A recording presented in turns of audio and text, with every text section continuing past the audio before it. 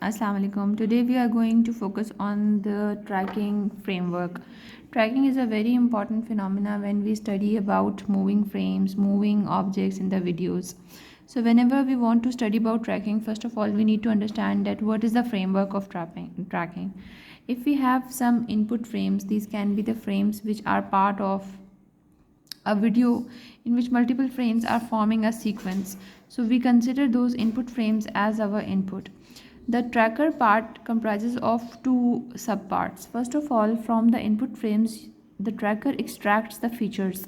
It extracts the features on the basis of which it has to do target representation. Later on, I'm going to explain that what are the features which normally a tracker extracts, and on the basis of those features, it builds its target and says that okay, this is my target.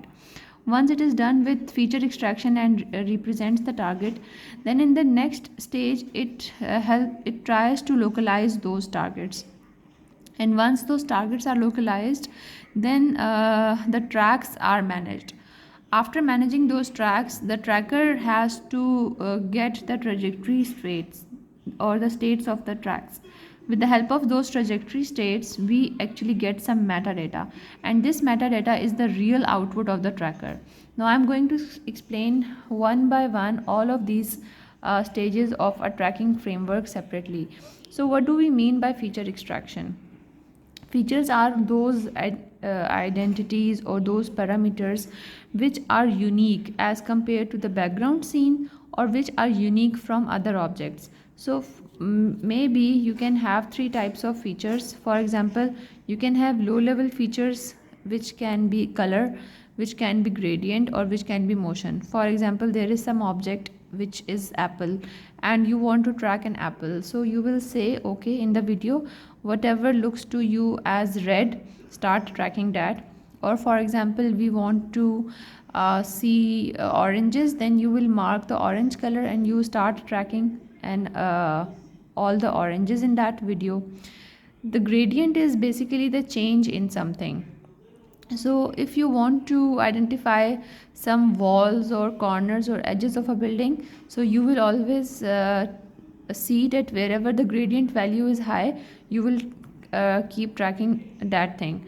And similarly for motion, you can say that I want to look on the cars which are moving, or I want to look on the pedestrians who are walking. So anything that is moving in the video, just catch that. So on the basis of these features, you can you can identify your target. Similarly, there can be some mid-level features. For example, edges. As I just gave you an example, that if you want to identify a house, you can see that okay, there has to be edges, vertical edges, horizontal edges. Similarly, if you want to track some cars, you can mark that okay, it will have four corners like this and this. So it will make a car like this, and then it has a corner over here and it has a corner over here. So this will be my car. Similarly, you can track regions. For example, you want to identify some cars again, so you say that anything that is of a region like this, so start tracking that thing. But these are all mid-level features. Sometimes there are better algorithms in which you can actually describe an object itself with the help of object models. So you will feed it that okay, this is the car, so just start looking onto the cars. So this is how we extract the features, and once these features are extracted, then we go on to the next stage, that we are going to represent the targets. So for representing a target, we can use target shape approximations. For example, we can use point based approximations. In point based approximations, we locate for example a centroid, and we say that okay, this is a person and I have placed a centroid, and wherever this centroid is moving, I will say that this person is moving. I can make multiple points in the body of the person, and I will say okay, wherever these multiple points are moving, whenever these points are in this alignment, I will say that okay, my person is moving. Of course, the points in a person and in a car body will be different, so I will say okay, whenever the points are in this orientation, it means that this is representing my target, which is the person, and this is representing my target, which is a car. They can be geometric shapes. For example, you can place a bounding box against a person and you say, all right, I am already only interested in tracking this bounding box. This is very common in object detection algorithms, that we place a rectangle and then we start tracking that rectangle. Furthermore, they can be articulated shape models. For example, we can place an elliptical patch around the person. We can place part based multiple patches. I can place a patch around his arm, a patch around his leg, a patch around his other leg, a patch here, and I'll say wherever you find these 1 2 3 4 5 patches, just keep tracking that. There can be skeletal models. You can draw a skeletal of the person and start tracking that as a target. You can do contours of the person, just like segmentation. You can draw complete contour, you can draw contour points, you can make some points. So these are the different types of target representations. We can represent our target in with the help of different points, may that be centroids, may that be bounding boxes. Okay, so once the target has been represented, now we simply want to locate it frame wise. So after initialization, the localization step of a video tracker recursively estimate the state, which is x of k, given the features extracted from video frames previous state estimate. So for example, you have a first frame and you placed a bounding box around your object. So what you simply have to do is, in the next frame you simply have to estimate that, okay, in the previous frame the video was the bounding box was on a location k minus 1. So in the next frame I simply have to find out that same bounding box, and on that location I have to place another bounding box. Similarly, in the next frame, if my previous state was x k minus 1, so what has to be my next state? On the next state I again have to place a bounding box on the same object. So localization simply means that you have to localize that object. If you were finding out for a person, so you simply keep locating that person in each and every frame. If your target was a car, so in each and every frame, consecutive frame, you will keep localizing that car.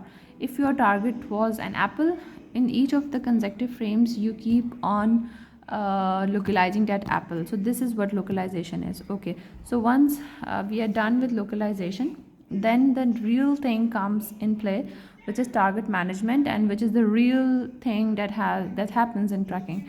So in tracking we actually do track management. Track management means that we manage the track's appearance and disappearance from the imaged scene. We actually initialize the track for object of interest, that is called the birth of the track. And the birth of the track usually happens at the image boundaries. Of course, if this is my frame, then the object is entering from the boundary. So as soon as the object enters into the boundary of the image or the video sequence, then from very beginning point you give birth or you start the track. Sometimes the track birth happens at specific entry points. For example, if there is a road and we are tracking a car, so the car will always come from the road. If there is some palace, the car will never come from this side. So some specific entry points are used. Sometimes at far field of camera, if you are looking at a person, so maybe there is a big road and you see that a person is coming from this side and it is very far, so the track can start appearing from this point. Sometimes a target spawns from another target.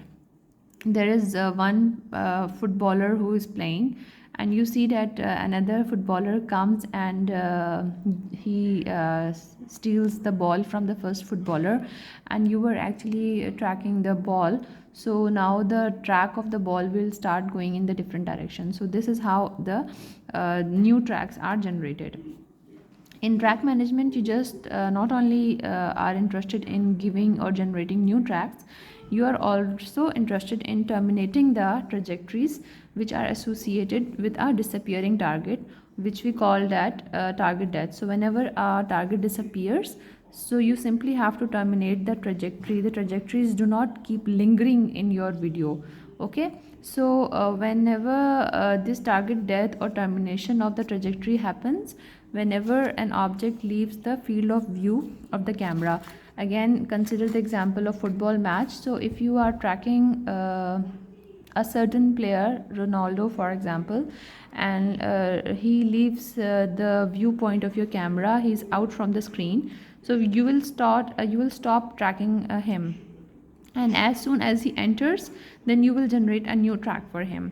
So whenever your target leaves the field of view of camera, the trajectory which was associated with him will die down. Similarly, the trajectories disappear at a distance or inside other object. Sometimes if you are tracking an f16 and it is out from your eye view or camera view, then you stop tracking it, because it is it is at a very far off distance. So this is how basically all the steps of tracking are done. So first, so we can come back here. So when we have all the trajectory states, we have all the tracks with us. So on the basis of those tracks, we actually have a metadata. We know how many tracks are there in that video sequence, and we keep them together. And whenever new targets come in, new tracks keep adding, and whenever old targets are going away, the old trajectories are dying down. So in this manner, the tracking framework works, and it extracts the features. With the help of features, it represents your targets, and then it localizes those targets, it makes tracks for those targets, and on the basis of those tracks, it holds a trajectory data with it, that how many trajectories are there. And with the help of that data, it actually has a metadata which says that overall in the complete video, how many targets came, how many targets left, how many are still alive, and how many have died down. So that is all about the tracking framework. If you have any questions, you can write them into the comments section. Thank you very much. Allah Hafiz.